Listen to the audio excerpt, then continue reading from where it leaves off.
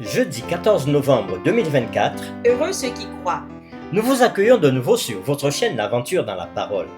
C'est avec plaisir que nous nous retrouvons avec vous.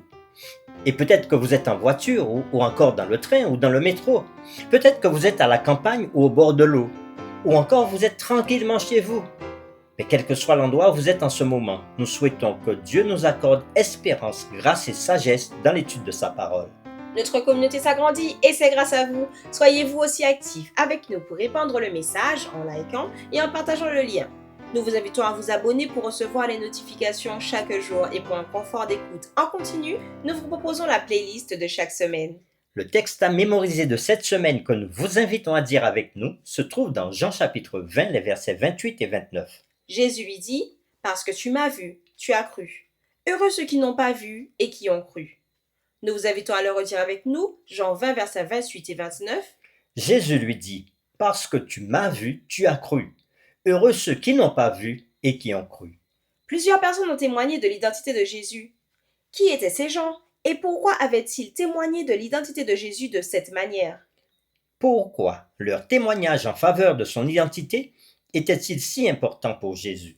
Les réflexions de cette semaine nous aideront à répondre à ces questions et aujourd'hui nous le ferons avec la séquence Notre témoignage de Jésus. à maintes reprises alors que Jean présente des témoins de Jésus, son but est de nous amener à une conclusion radicale. Jésus a fait encore en présence de ses disciples beaucoup d'autres miracles qui ne sont pas écrits dans ce livre. Mais ces choses ont été écrites afin que vous croyiez que Jésus est le Christ, le Fils de Dieu, et qu'en croyant, vous ayez la vie en son nom. Jean 20, versets 30 à 31. Imaginez que nous ayons été là, en personne, en chair et en os, et que nous ayons vu Jésus faire beaucoup de ces miracles. Nous le croirions certainement, n'est-ce pas?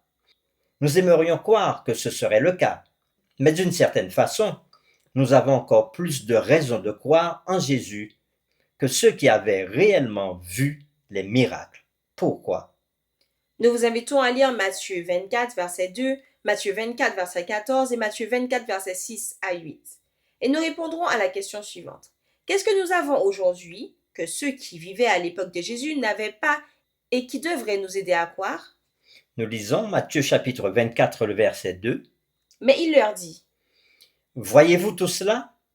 Je vous le dis en vérité, il ne restera pas ici pierre sur pierre qui ne soit renversée. Matthieu 24, verset 14, Cette bonne nouvelle du royaume sera prêchée dans le monde entier pour servir de témoignage à toutes les nations. Alors viendra la fin. Matthieu 24, verset 6 à 8. Vous entendez parler de guerre et de bruit de guerre. Gardez-vous d'être troublés, car il faut que ces choses arrivent. Mais ce ne sera pas encore la fin. Une nation s'élèvera contre une nation, et un royaume contre un royaume. Et il y aura en divers lieux des famines et des tremblements de terre.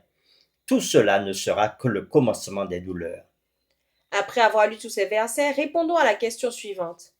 Qu'est-ce que nous avons aujourd'hui que ceux qui vivaient à l'époque de Jésus n'avaient pas et qui devraient nous aider à croire? Puisque nous n'avons pas seulement les récits de l'évangile de Jean, nous avons le grand avantage de voir se réaliser une grande partie des événements que Jésus et les écrivains de la Bible avaient prédits, tels que la destruction du temple dans Matthieu chapitre 24 verset 2, la proclamation de l'évangile dans le monde entier dans Matthieu chapitre 24 le verset 14, la grande apostasie dans 2 Thessaloniciens 2 verset 3 et le monde qui continue d'être un endroit déchu et maléfique dans Matthieu chapitre 24 versets 6 à 8. Tout au long de la vie et du ministère de Jésus, ses disciples étaient restés un petit groupe d'hommes et de femmes persécutés qui, selon toutes les normes humaines, auraient dû disparaître de l'histoire il y a longtemps. Comment auraient-ils pu savoir, comme nous, que toutes ces choses arriveraient? Mais ils le savaient. En effet, notre foi elle-même existe comme un accomplissement de la prophétie de Jésus selon laquelle l'Évangile irait dans le monde entier. Et aujourd'hui, environ 2000 ans plus tard, en tant que disciples de Jésus, nous avons aussi le privilège de témoigner de Jésus et de ce qu'il a fait pour nous. Ce n'est pas par le raisonnement de Nathanaël, de Nicodème, de la femme samaritaine ou des enseignements des pharisiens que nous pouvons connaître Jésus comme le Messie par nous-mêmes. C'est par la lecture des Écritures sous la puissance convaincante du Saint-Esprit que nous acceptons Jésus comme le Sauveur du monde. Chacun de nous, à sa manière et à partir de sa propre relation avec Dieu, peut avoir une histoire à raconter.